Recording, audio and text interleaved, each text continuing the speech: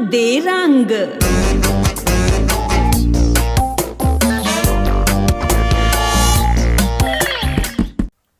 नमस्कार दोस्तों, कंग दे रंग में एक बार फिर से आपका स्वागत है। मैं हूं कुलविंदर सिंह कंग। आज मैं काफी दिन के बाद आपकी सेवा में आया हूं और आज मैं बात करना चाहूंगा स्पोर्ट्स की। कभी मैं कॉमेडी करता हूं, कभी किसी ऐसे विषय पर जो हमारे समाज के साथ रिलेटेड है उन पे बात करता हूं। कंग दे रंग में आज का रंग है स्पोर्ट्स का।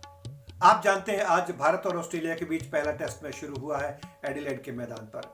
जैसे कि उम्मीद थी, भारत ने अपनी टीम कल ही डिक्लेयर कर दी थी और सबसे बड़ा सवाल उठ रहा था सबके मन में कि पृथ्वी शॉ को एक बार फिर से टीम में एज ए ओपनर शामिल किया गया है, जबकि शुभमन गिल उनसे ज्यादा प्रतिभाशाली लग रहे थे और उनको शामिल नहीं किया गया। हालांकि अभी तक डेब्यू नहीं किया टेस्ट मैच में भारत की तरफ से शुभमन गिल। एक दिवसीय मैचों में खेले हैं लेकिन टेस्ट मैच में खेलने की उम्मीद थी, लेकिन उनको टीम में शामिल नहीं किया गया।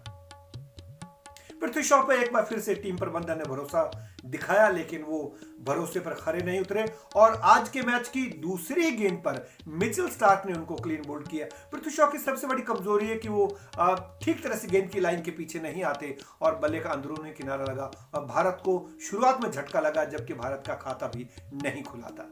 तो चिंता का विषय था, लेकिन भारत की तरफ से मयंक अग्रवाल और चेतेश्वर पुजारा ने भारतीय पारी को थोड़ा संभाला।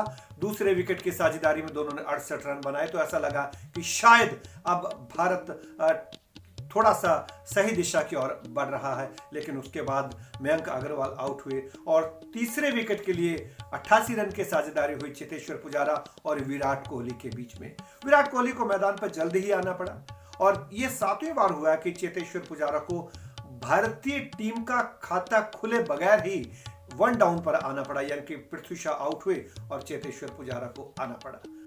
एक समय लग रहा था कि भारतीय टीम एक सही दिशा की तरफ जा रही है।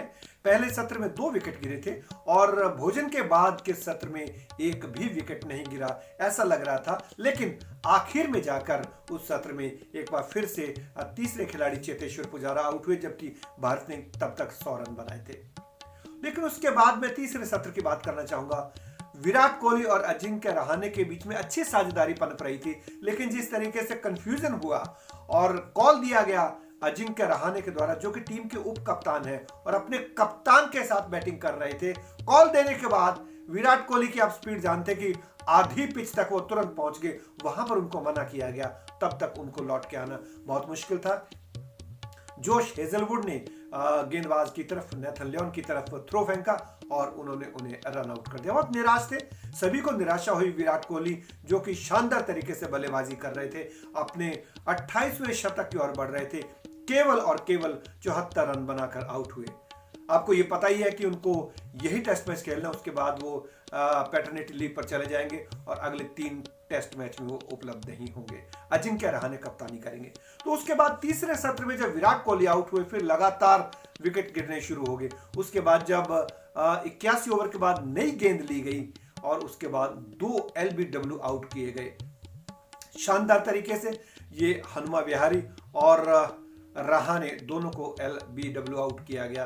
तो इस तरीके से ऐसा लग रहा था कि भारत संकट में है, लेकिन फिर भी आज का जो शेष समय था वो रिद्धिमान साहा और अश्विन ने निकाला है। भारत ने आज के स्टंप होने तक, खेल समाप्त होने तक 233 रन बनाए 6 विकेट के नुकसान पर और उम्मीद करते हैं कि कल जब वापस भारत बल्लेबाजी के लिए उतरेगा तो ये दोनों ही बल्लेबाज कम से कम 1-1.5 घंटा जरूर निकालेंगे और अगर भारत 300 से ऊपर अपना स्कोर पहुंचाने में सफल होता है तो भारत के लिए कुछ सम्मानजनक स्कोर कहा जाएगा।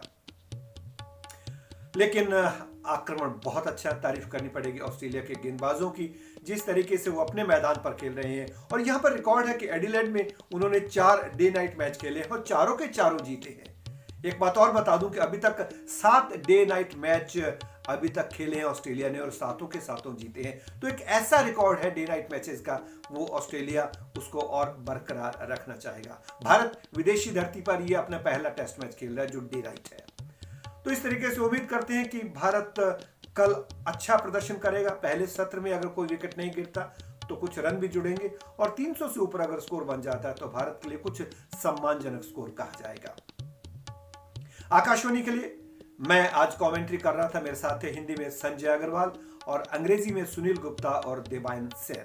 कल भी आप सुनिएगा। आप आकाशवाणी पर हमारी कमेंट्री आकाशवाणी के रेनबो नेटवर्क पर सुन सकते हैं, और इसके अलावा आप कमेंट्री के साथ साथ हमारी कमेंट्री करने की अदा का वीडियो भी देख सकते हैं प्रसार भारती के YouTube चैनल पर। तो कल आपसे एक बार फिर मुलाकात होगी।